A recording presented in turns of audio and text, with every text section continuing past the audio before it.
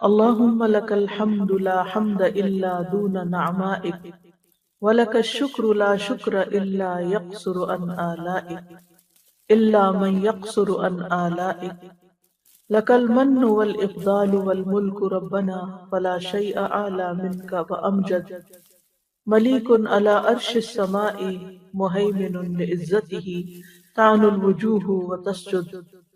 اے اللہ، تیرے ہی لیے حمد ہے، کوئی حمد نہیں ہے مگر وہ تیرے انعامات سے کم ہے، یعنی ہم جتنی بھی تیری حمد کریں تیری نعمتوں کے مقابلے میں وہ بہت تھوڑی ہے، اور تیرے ہی لیے ہر قسم کا شکر ہے، کوئی شکر نہیں مگر وہ تیرے احسانات اور انعامات سے کم ہے۔ اے ہمارے رب، تیرے لیے ہی احسانات، مہربانیاں اور تیرے ہی لیے ہر طرح کی ملکیت ہے، بس تجھ سے بلند اور تجھ سے زیادہ بزرگی والی کوئی چیز نہیں ہے۔ تو آسمان کے عرش پر بادشاہ ہے، تو غالب ہے، تیری عزت و غلبے کی وجہ سے چہرے عاجزی اور سجدہ کرتے ہیں۔ اللہم صلی علی محمد وعلی آل محمد کما صلیت علی ابراہیم وعلی آل ابراہیم انک حمید مجید۔ اللہم بارک علی محمد وعلی آل محمد کما بارکت علی ابراہیم وعلی آل ابراہیم انک حمید مجید۔ آج ہم انشاءاللہ صبح سے لے کر شام تک مختلف مواقع کی مناسبت سے جو دعائیں ہم پڑھتے ہیں ان کے بارے میں کچھ بات کریں گے۔ دعا ہمیشہ عبادت کی نیت سے کی جانی چاہیے کہ ہم اللہ تعالیٰ کی عبادت کر رہے ہیں، ہم اللہ تعالیٰ کا ذکر کر رہے ہیں۔ اگر انسان اپنی زندگی میں کوئی پریشانی دیکھتا ہے یا اس کی زندگی میں کوئی خوف ہوتا ہے یا کوئی ایسی چیز ہوتی ہے جو اسے تکلیف دیتی ہے، تو جب اس کو دور کرنے کے لیے اپنے رب سے دعا کرتا ہے تو وہ صرف اس تکلیف اور اس پریشانی کو ہی ذہن میں نہ رکھے، بلکہ یعنی جس مقصد کے لیے وہ دعا مانگ رہا ہے، مثلا یا اللہ میرے سر میں درد ہے تو اسے ٹھیک کر دے، تو صرف یہ مقصد نہیں ہونا چاہیے، بلکہ اعلیٰ ترین درجہ کیا ہے کہ میں اللہ سبحانہ تعالیٰ سے اب ایک قرب کا تعلق چاہتی ہوں، اللہ کے قریب ہونا چاہتی ہوں، عبادت کی نیت بھی کرے جو کہ سب سے بلند مقصد ہے، کیونکہ اللہ تعالیٰ نے ہمیں اپنی عبادت کے لیے پیدا کیا ہے، لہٰذا جب ہم دعا کرتے ہیں تو عبادت کی حالت میں ہوتے ہیں، اور اس طرح انسان کو اپنی دعا کے فائدہ مند ہونے کا یقین بھی زیادہ ہوگا۔ تو جب انسان سارا دن مختلف مواقع کی مناسبت سے دعائیں کرتا چلا جاتا ہے تو اس طرح انسان دراصل اپنے رب کی عبادت میں رہتا ہے۔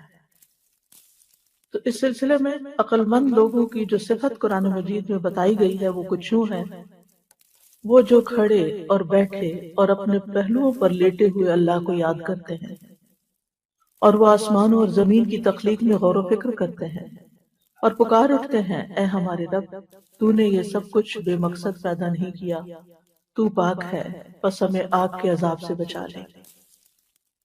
جیسا کہ آپ جانتے ہیں کہ یہ آیت سورت آل عمران کی آخری آیات میں سے ہے، اور اس میں اللہ سبحانہ وتعالی عقل مند لوگوں کی کچھ صفات بیان کر رہے ہیں۔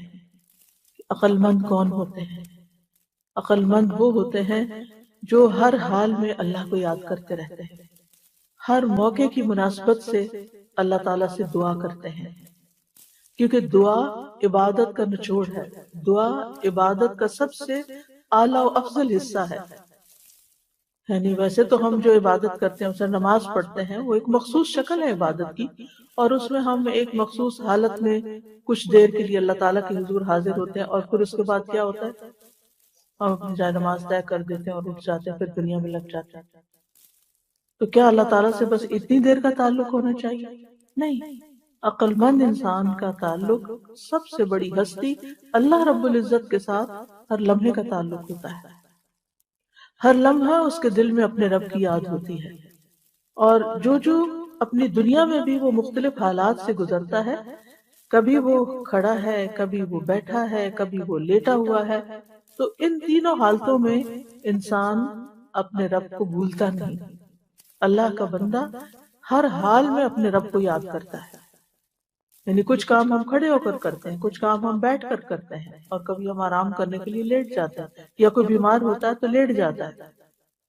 تو چاہے آپ صحت مند ہو، چاہے آپ بیمار ہو، ہر حال میں اپنے رب کو یاد کرتے رہیں اور اس کو پکارتے رہیں اور اس سے دعا کرتے رہیں. چاہے آپ روزی کمانے کے لیے نکلے ہیں، چاہے آپ کسی کی عیادت کے لیے نکلے ہیں، چاہے آپ گھر کے اندر ہیں، چاہے آپ گھر سے باہر ہیں، بازار میں ہیں، کھا پی رہے ہیں، شادی بیاہ کا موقع ہے، ہر موقع کی مناسبت سے ہمیں دعائیں سکھائی گئی ہیں، اذکار سکھائے گئے ہیں. اور عقل والوں کی دوسری صفت اس آیت میں یہ بیان ہوئی ہے کہ وہ ذکر کے ساتھ ساتھ اللہ سبحانہ وتعالیٰ کی تخلیق پر بھی غور کرتے ہیں. کیونکہ اللہ کی تخلیق پر، اللہ کی مخلوق پر، اللہ کی کریشن پر غور و فکر کرنا دراصل انسان کو اللہ کے قریب کرتا ہے، اور اس کے دل میں اللہ سبحانہ وتعالیٰ کی یاد اور زیادہ گہرائی کے ساتھ آتا ہے.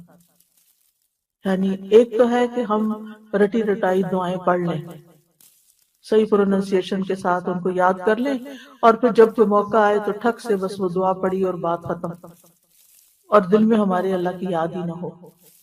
یہ ذکر نہیں ہوتا، یہ قرب نہیں ہوتا.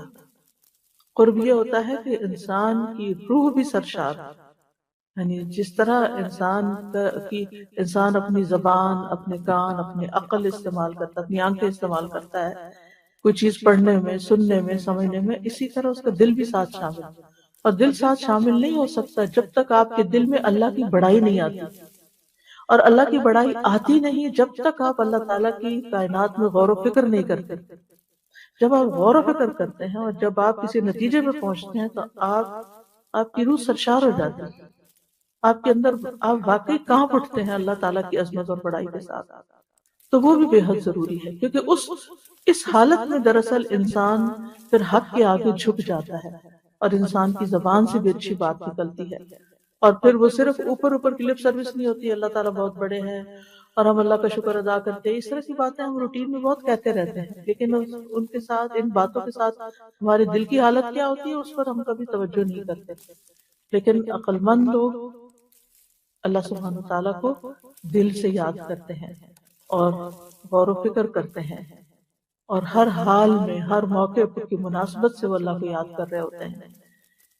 مجاہد کہتے ہیں کوئی بندہ اللہ تعالیٰ کو کثرت سے یاد کرنے والا تبھی ہوتا ہے جب وہ اللہ تعالیٰ کو کھڑے، بیٹھے اور لیٹے ہوئے یاد کرتا ہے. ابن قیم رحمہ اللہ کہتے ہیں ذکر وہ مطلوبہ عبادت ہے جس کی کوئی انتہائی حد ہی نہیں، یعنی جس کی کوئی لمٹ نہیں. باقی رمضان 30 روزے ہیں، حج کا مخصوص موسم ہے، زکوٰۃ سال میں 1 دفعہ ہوتی ہے، نماز دن میں 5 دفعہ ہوتی ہے، یہ عبادات ہیں. لیکن ذکر ایک ایسی عبادت ہے کہ جس میں کوئی لمٹ نہیں ہمیں بتائے گی کہ بس اتنی دیر، اتنے گھنٹے، اتنے دن، یہ اتنا وقت کرنا. اور پھر وہ کہتے ہیں کہ اللہ سبحانہ تعالیٰ فرماتے ہیں یا ایھا الذین آمنوا اذکروا اللہ ذکرا کثیرا، کثرت سے اللہ کو یاد کرو. اور کوئی وقت ایسا نہیں کہ جس کے ساتھ یہ عبادت خاص ہو، یعنی کہ صرف صبح کے اتنے وقت یا شام کے اتنے وقت، اور کوئی حالت ایسی نہیں کہ جس میں ذکر نہ کیا جا سکتا ہو. نبی صلی اللہ علیہ وسلم کثرت کے ساتھ اللہ کا ذکر کیا کرتے تھے، ہر اپنے تمام اوقات میں. کان یذکر اللہ علی کل احیانہ، تمام اوقات میں ذکر کرتے. آپ بستر پر لیٹتے تو مسلسل ذکر کرتے رہتے تھے حتیٰ کہ آپ کی یعنی آنکھیں سو جاتی. اور پھر صرف ذکر ہی نہیں ہوتا تھا، غور و فکر بھی ہوتا تھا. اور غور و فکر کی اہمیت کا اندازہ آپ اسے لگا سکتے ہیں کہ صحابہ کرام کی عادت کیسی تھی. ام درداء سے پوچھا گیا کہ ابو درداء کا کیا حال تھا، یعنی ان کی عام عادت کیا تھی. انہوں نے کہا کہ اکثر وہ سوچوں میں غرق رہتے تھے، یعنی غور و فکر کیا کرتے تھے. ان سے پوچھا گیا کہ آپ کا کیا خیال ہے، کیا غور و فکر کرنا اعمال میں سے ایک عمل ہے، یعنی یہ بھی ہمارے اعمال میں شمار ہوگا؟ انہوں نے کہا ہاں، یہ ایک ایسا عمل ہے جس سے یقین حاصل ہوتا ہے. یعنی ایک تو ہے آپ ایمان لے آئے اللہ پر، اس کے رسولوں پر، کتابوں پر، جو آپ کو سکھایا گیا آپ نے سیکھ لیا، آپ نے شروع کر دیا. لیکن ایک یہ ہے کہ ایمان کا بھی ایک انتہائی درجہ ہوتا ہے، ٹاپ کا درجہ ہوتا ہے، اور وہ یقین ہوتا ہے، اور یہ اللہ تعالیٰ کی تخلیق پر غور کرنے سے ہی آتا ہے۔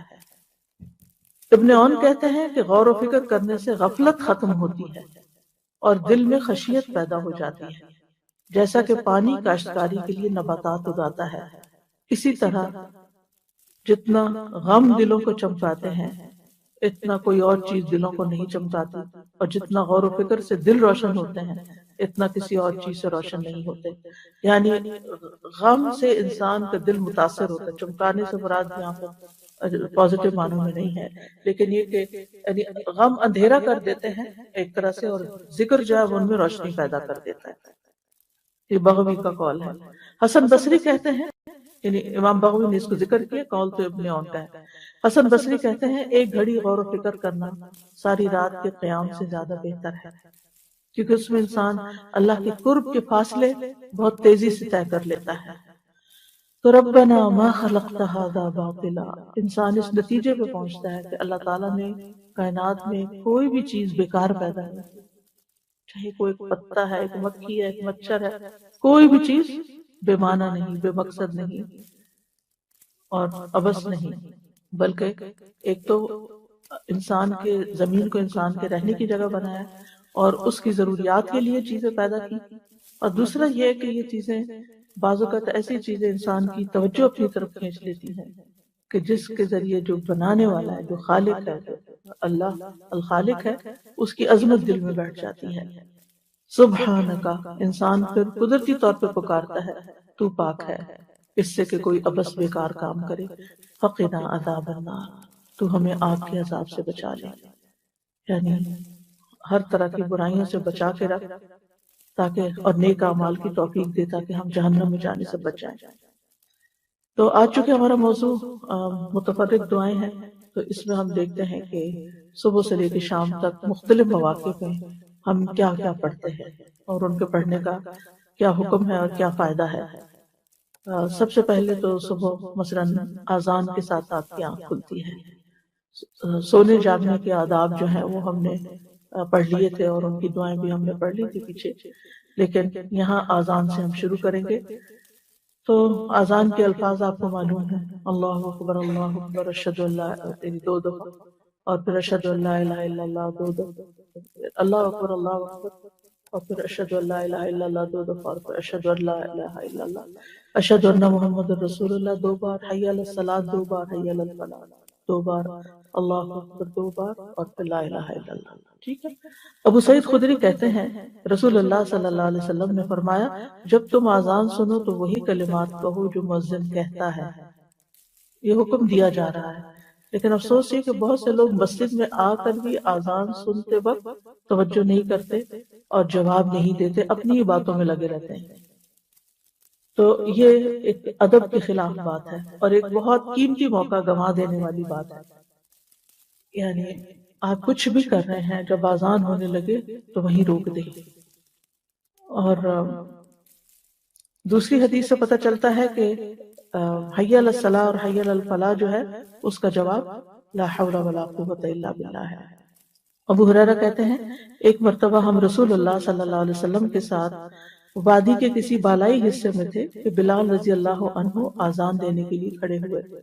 جب وہ اذان دے کر خاموش ہوئے تو رسول اللہ صلی اللہ علیہ وسلم نے فرمایا جو شخص بلال کے کہے ہوئے کلمات کی طرح دل کے یقین کے ساتھ یہ کلمات کہے، یعنی اس کے پیچھے پیچھے دہرائے، وہ جنت میں داخل ہوگا۔ کل ہم نے جنت کی تفصیلات پڑھی تھی اور وہ اعمال بھی پڑھے تھے جو جنت میں لے جانے والے ہیں، تو ان میں ایک عمل یہ بھی شامل کر لیجئے کہ آپ جب اذان سنیں تو دل کے یقین کے ساتھ ان کلمات کو دہرائیں۔ نہیں، کام تو ہاتھوں سے کام نہیں چھوڑنا چاہیے، کام نہیں چھوڑنا، لیکن یہ کہ توجہ ہونی چاہیے اور زبان سے جواب دینا چاہیے دل کے یقین کے ساتھ۔ پھر اسی طرح یہ ہے کہ جب اذان کے بعد پھر دعا پڑھنی چاہیے، ٹھیک ہے۔ اذان کے بعد کی دعاؤں میں پہلی دعا اللہم رب هذه الدعوة التامة والصلاة القائمة آت محمدا الوسیلة والفضیلة وابعثه مقاما محمودا الذی وعدته۔ یہ جو ورزقنا شفاعت وغیرہ کی بات ہے نا، یہ ایڈیشن ہے، یہ نہیں پڑھنی چاہیے، بس اصل دعا اتنی ہی ہے اور اتنی ہی کافی ہے۔ اے اس مکمل پکار کے مالک اور قائم ہونے والی نماز کے رب، تو محمد صلی اللہ علیہ وسلم کو مقام وسیلہ عطا فرما اور خاص فضیلت دے اور انہیں مقام محمود پر فائز فرما جس کا تو نے ان سے وعدہ کر رکھا ہے۔ اذان کے بعد جو شخص یہ دعا پڑھے گا اسے نبی صلی اللہ علیہ وسلم کی شفاعت نصیب ہوگی۔ یہ صحیح بخاری کی روایت میں ہمیں معلوم ہوتا ہے۔ دوسری دعا ہے وَأَنَا أَشْهَدُ أَن لَا إِلَهَ إِلَّا اللَّهُ وَحْدَهُ لَا شَرِيكَ لَهُ وَأَشْهَدُ أَنَّ مُحَمَّدًا عَبْدُهُ وَرَسُولُهُ رَضِيتُ بِاللَّهِ رَبًّا وَبِالْإِسْلَامِ دِينًا وَبِمُحَمَّدٍ نَبِيًّا۔ اور میں بھی گواہی دیتا ہوں، جب مؤذن گواہی دے چکے اشہد ان لا الہ الا اللہ اشہد ان محمد رسول اللہ، تو اذان کے بعد باقی بھی جواب دینے کے بعد پھر یہ چاہے آپ اشہد سے شروع کر لیں، لیکن نبی صلی اللہ علیہ وسلم وَأَنَا أَشْهَدُ بھی کہا تھا، اور میں بھی گواہی دیتا ہوں کہ اکیلے اللہ کے سوا کوئی معبود برحق نہیں، اس کا کوئی شریک نہیں، اور میں گواہی دیتا ہوں کہ محمد صلی اللہ علیہ وسلم اس کے بندے اور اس کے رسول ہیں۔ میں اللہ کے رب ہونے پر، اسلام کے دین ہونے پر اور محمد صلی اللہ علیہ وسلم کے نبی ہونے پہ راضی ہوں۔ نبی صلی اللہ علیہ وسلم نے فرمایا جس نے مؤذن کی اذان سن کر یہ الفاظ کہے، یہ جو ابھی آپ کو بتائے گئے ہیں، اس کے گناہ معاف ہو جائیں گے، یعنی یہ گناہوں کی معافی کا ذریعہ بھی ہے۔ تیسری دعا جو ہے اذان کے بعد درود پڑھا جاتا ہے۔ عبداللہ بن عمرو بن العاص سے روایت ہے، انہوں نے نبی صلی اللہ علیہ وسلم کو فرماتے ہوئے سنا جب تم مؤذن کو سنو تو اسی طرح کہو جیسے وہ کہتا ہے، پھر مجھ پر درود بھیجو، کیونکہ جو مجھ پر ایک دفعہ درود بھیجتا ہے اللہ اس کے بدلے اس پر 10 رحمتیں نازل فرماتا ہے۔ تو آپ پہلے اللہم رب ھذہ الدعوۃ التامہ پڑھ لیں، پھر اشہد ان لا الہ الا اللہ پڑھ لیں، اور پھر اس کے بعد درود پڑھ لیں۔ درود کا چھوٹا ورژن بھی پڑھا جا سکتا ہے، اور اگر یہ ساری چیزیں نہ پڑھ سکے کیونکہ آپ کو کوئی بہت کام میں مصروفیت یا کوئی شخص آپ کا انتظار کر رہا ہے، تو اس میں آپ پھر کوئی ایک چیز بھی پڑھ سکتے ہیں۔ لیکن اگر تینوں چیزیں پڑھنے کی عادت ہو جائے اور موقع بھی ہو تو اس میں کوئی مشکل نہیں، فائدہ ہی فائدہ ہے۔ اب دروشی پڑھا تو 10 رحمتیں آ گئی، اگلی اذان تک آپ کے بہت سے کام آسان ہو جائیں گے انشاءاللہ۔ اللہ کی رحمت آ جائے تو ہر چیز آسان ہو جاتی ہے۔ رحمت ہی تو چاہیے ہر معاملے میں اس کی۔ اور ایک بات کا یقین رکھے کہ اذان کے بعد دعا قبول ہوتی ہے۔ سنن نبی داؤد کی روایت ہے، عبداللہ ابن عمر رضی اللہ عنہ سے ایک شخص نے کہا، اے اللہ کے رسول صلی اللہ علیہ وسلم، مؤذن ہم سے فضیلت لے جائیں گے۔ تو رسول اللہ صلی اللہ علیہ وسلم نے فرمایا تم بھی ویسے ہی کہا کرو جیسے وہ کہتے ہیں، یعنی مؤذن تو اذان دے کے فضیلت حاصل کرے تو تم بھی کہہ لو، اور جب تم اس سے فارغ ہو جاؤ تو سوال کرو یعنی اللہ سے، اور دعا مانگو، دیے جاؤ گے۔ اسی طرح آپ صلی اللہ علیہ وسلم نے فرمایا الدعاء لا يرد بین الاذان والاقامہ، اذان اور اقامت کے درمیان دعا رد نہیں ہوتی۔ تو جتنی ہماری اہم دعائیں ہیں وہ ضرور مانگ لی جائے۔ آپ یہ بھی کر سکتے ہیں کہ صبح کے فجر کے بعد ایک چیز مانگ لیں، ظہر کے بعد دوسری۔ میں ایک اور دو اس لیے کہہ رہی ہوں کہ منیمم ٹارگٹ دے رہے ہیں، زیادہ تو پھر آپ جتنی دیر چاہے مانگتے رہیں جب تک اقامت نہیں ہوتی، یعنی نماز شروع نہیں ہو جاتی۔ یعنی آپ گھر میں ہوتی تو اقامت تو نہیں ہوگی، لیکن جب تک آپ نماز شروع نہیں کر دیتے اس وقت تک، مثلا کچن میں بھی آپ کام کر رہے ہیں تو چلتے پھرتے اپنی دعائیں ساتھ ساتھ مانگتے رہیں۔ تو زندگی میں مختلف چیزیں ہوتی ہیں نا، جو کچھ چیزوں سے ہم نجات چاہتے ہیں اور کچھ چیزوں کا حصول چاہتے ہیں، تو اگر بانٹ لیں گے تو پھر کوئی چیز بھولے گی نہیں۔ ورنہ ربنا آتنا فی الدنیا حسنۃ وفی الآخرۃ حسنۃ وقنا عذاب النار کی دعا سب کچھ جمع کر لیتی۔ اذان سننے کے بعد پھر پہلا کام ہوتا ہے وضو کرنا، تو پھر وضو کی دعائیں بھی پڑھنی چاہیے۔ تو اذان کے بعد پھر وضو کیا جاتا ہے، تو وضو کی دعاؤں میں وضو کرنے سے پہلے بسم اللہ پڑھنا ضروری ہے، خالی بسم اللہ، یعنی پوری بسم اللہ الرحمن الرحیم کہنا ضروری نہیں ہے، بسم اللہ کہہ کے بھی آپ شروع کر سکتے ہیں۔ اور بس بعض علماء یہ کہتے ہیں کہ پڑھنا واجب ہے، لیکن اگر انسان بھول جائے تو پڑھنا ساقط ہو جاتا ہے، یا بیچ میں یا بعد میں وضو کرنے کے بعد نہیں پڑھی جائے گی۔ اب سوال یہ پیدا ہوتا ہے کہ اگر واجب ہے اور پڑھی نہیں تو پھر وضو کیا درست ہے؟ جی وضو درست ہے، ثواب سے محرومی ہے۔ جو بسم اللہ پڑھ کے ثواب ملنا تھا وضو کا، وہ رہ گیا آپ کا، جو آپ نے ایک سنت پوری کرنے سے حاصل کرنا تھا۔ تو محتاط بات یہی ہے کہ وضو سے پہلے بسم اللہ کہہ لیا جائے۔ اب اگلا سوال یہ ہوگا کہ ہم تو جہاں وضو کرتے ہیں وہاں ٹوائلٹ بھی ہوتا ہے، تو اس میں آپ دیکھیے کہ آپ دل میں کہہ لیں یا واش روم میں داخل ہونے سے پہلے کہہ لیں۔ اب اگر دیکھیں آپ چپکے سے دل میں کہہ لیتے ہیں تو اس سے کیا فرق پڑتا؟ منہ سے اونچی آواز سے نہ بولیں۔ پھر وضو کے بعد کی دعائیں، ان میں سے ایک دعا ہے اشہد ان لا الہ الا اللہ وان محمدا عبد اللہ ورسولہ، میں گواہی دیتا ہوں کہ اللہ کے سوا کوئی معبود نہیں اور محمد صلی اللہ علیہ وسلم اس کے بندے اور اس کے رسول ہیں، یعنی اللہ کے بندے اور رسول ہیں۔ عقبہ بن عامر کہتے ہیں ہمارے ذمے اونٹ چرانے کا کام تھا، میری باری آئی تو میں شام کے وقت ان کو چرا کر واپس لایا، تو میں نے رسول اللہ صلی اللہ علیہ وسلم کو اس حال میں پایا کہ آپ کھڑے ہو کر لوگوں کو ارشاد فرما رہے تھے۔